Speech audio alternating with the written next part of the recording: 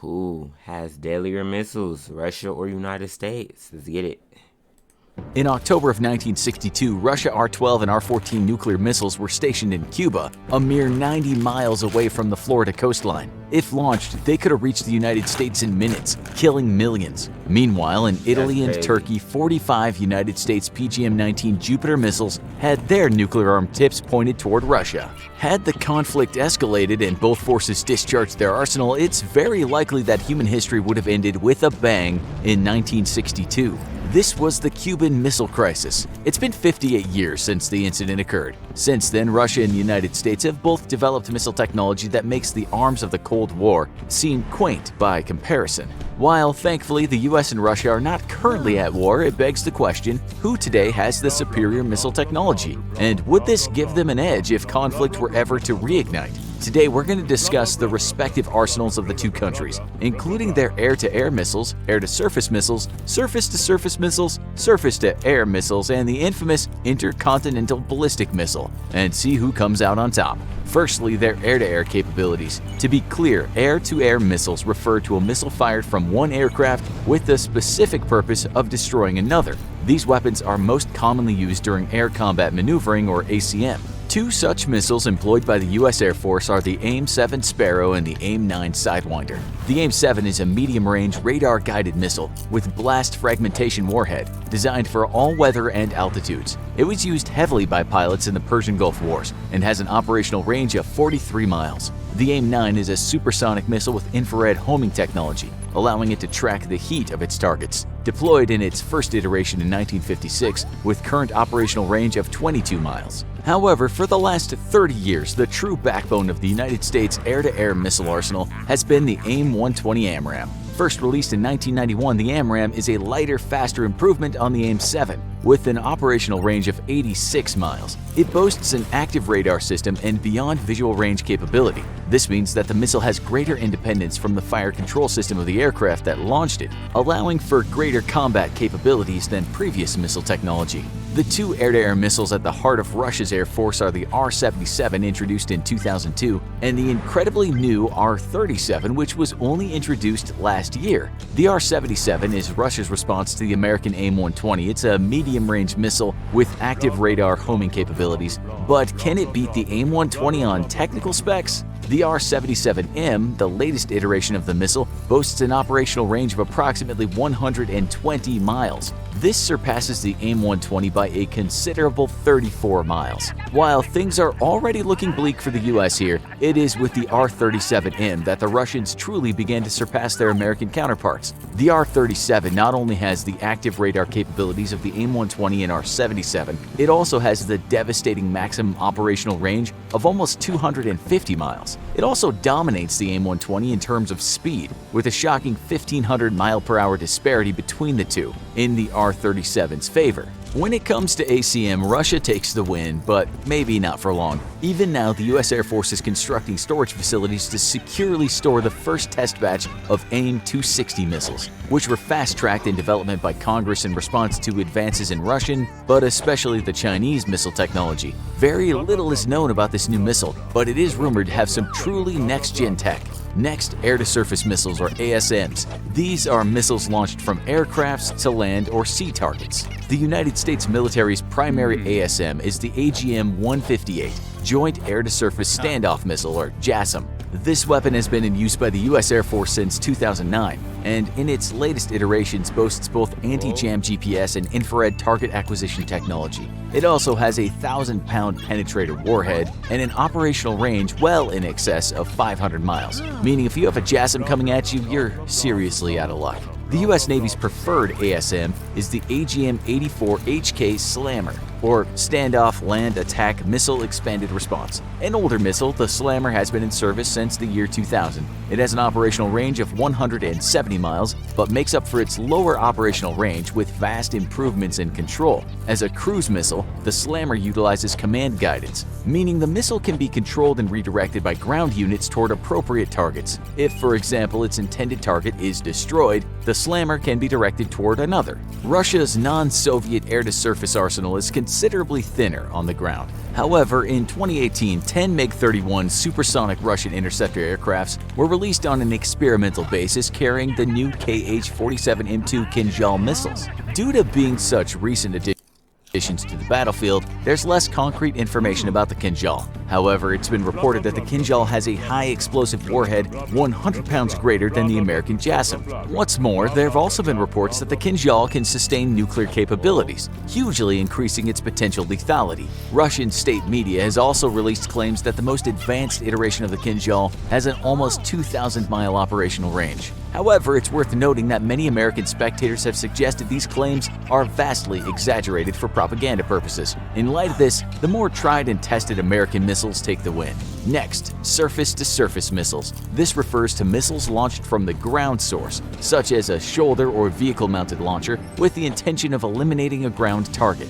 Thanks to America's long history of participating in ground warfare, there are numerous strong contenders in this area. In terms of man-portable artillery, you can't go wrong with the FGM-148 Javelin. This is one of the U.S. infantry's most popular missiles, being introduced in 1996 and having over 5,000 recorded firings by January of last year. The Javelin is a powerful anti-tank missile that destroys targets with its high-explosive anti-tank or HEAT warhead. The Javelin has also proven highly effective against enemy fortifications during ground combat. Since the 1970s, American infantrymen have also made liberal use of the BGM-71 TOW. This is a heavier anti-tank missile fired from a portable tripod rather than a shoulder-mounted launcher. It's been utilized in almost every American conflict since the Vietnam War and is used heavily today by American troops in the Syrian Civil War. U.S. infantry also use the MGM-140 Army Tactical Missile System, or ATACMS. These tactical ballistic missiles can be blasted out of multiple rocket launchers to eliminate short-range ground targets. These missiles were particularly popular during the Iraq War of 2003, with over 450 ATACMS being fired during the conflict.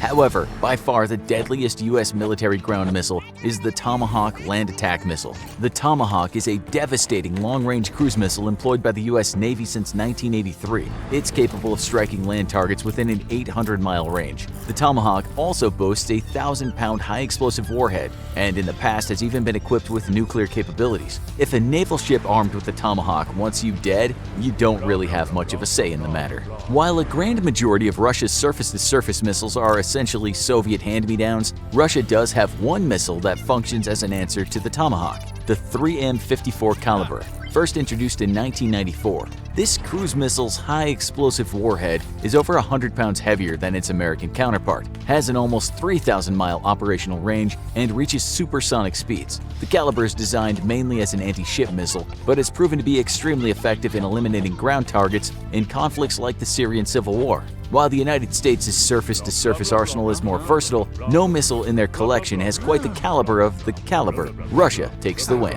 Next, surface-to-air missiles. These are largely defensive ground or ship-launched missiles designed to take out enemy aircraft and cruise missiles. The three tentpoles of the U.S. surface-to-air arsenal are the RIM-174 Standard Extended Range Active Missiles, or ERAM, the Avenger Air Defense System, and the National Advanced Surface-to-Air Missile System, or NASAMS. Each serves a highly specific function. The RIM-174, a long-range ship-launch missile, high-speed air targets over land and sea. The Avenger Air Defense System uses short-range FIM-92 Stinger missiles to take out low-flying targets, and the NASAMS utilizes medium-range SLAM-RAM missiles, a surface-launched variant of the AIM-120 we discussed earlier, to protect Washington, D.C. and other high-priority targets. The Russian equivalent to these systems are the 2K-11 Krug, the 2K-12 Kub, and the 2K-22 Tunguska. All three of these technologies were first invented by the Soviets prior to modernization for use by the Russian Federation. The Tunguska is Russia's answer to the Avenger Air Defense System,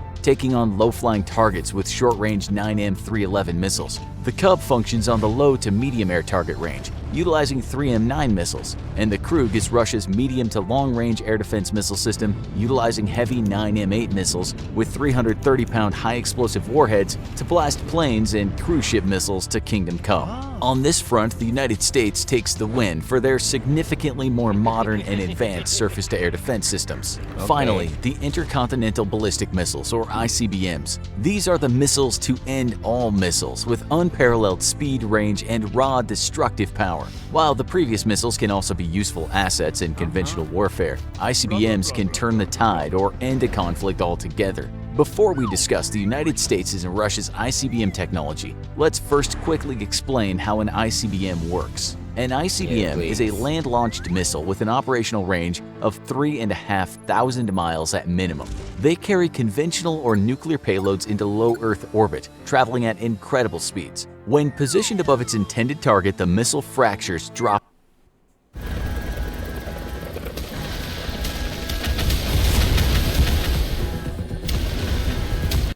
the nose cone, which contains the deadly warhead, down onto the target. From this point, the target is mere minutes away from being struck, often to utterly devastating results. Some ICBMs are even capable of holding multiple warheads, giving them unmatched destructive power compared to any weapon ever invented by human beings. The quintessential United States ICBM is the LGM-30 Minuteman, which comprises the land portion of the U.S. nuclear triad. The first iteration of the Minuteman entered service in 1962, the same year as the Cuban Missile Crisis, and has undergone substantial technological improvements since then.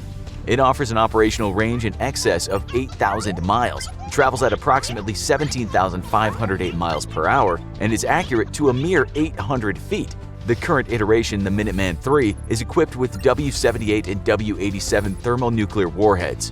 America's current ICBM arsenal consists of approximately 450 Minutemen, stationed across Montana, Wyoming, and North Dakota.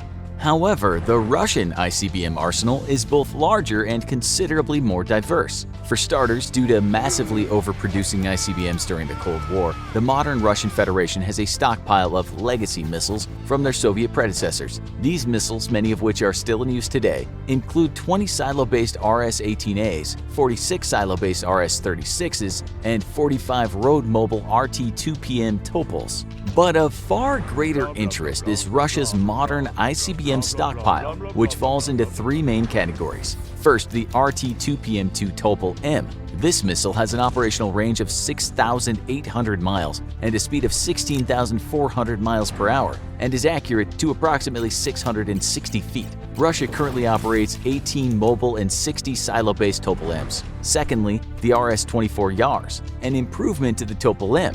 This boasts a maximum operational range of 7,500 miles, a speed of 15,220 miles per hour, and is accurate to an insane 492 feet.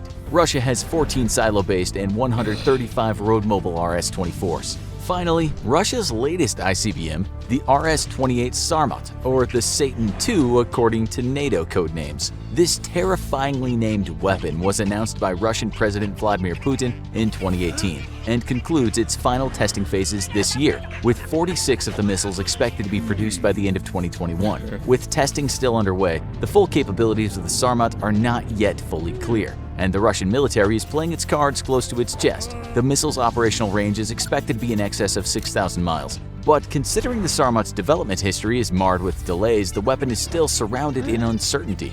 The question of whether the United States or Russia has the superior arsenal of ICBMs is still up for debate. Russia does indeed have a larger and more diverse force of missiles in this area. However, even the most technologically advanced Russian ICBM currently available can't match the technological capabilities of the modernized Minuteman III, though it goes without saying that if either country ever deployed its ICBM stockpile, there would be truly devastating results. Even more so than during the Cuban Missile Crisis, America and Russia individually possess the nuclear capabilities to end all human life. They have two of the largest arsenals in the world, with only China rising to meet them. It's worth revisiting our initial question one more time. Who has the better missile technology overall? By metrics of this video, they're about even, with their strengths and advancements resting in different areas. One thing we can be grimly sure about though, if America and Russia ever entered another full-scale war, whoever came out on top, nobody would win. Enjoyed learning about how the United States and Russia's missile technology measure up? Great! If you want to learn even more about potential conflict with these two modern superpowers, click on What If There Was a Nuclear War Between the US and Russia? Want something a little lighter? Click on Average American versus Average Russian People Comparison. Come on, what are you waiting for? Alright, man, there you have it. Enlisted is the free brand new online World War II shooter. Command a squad of soldiers and participate in legendary battles of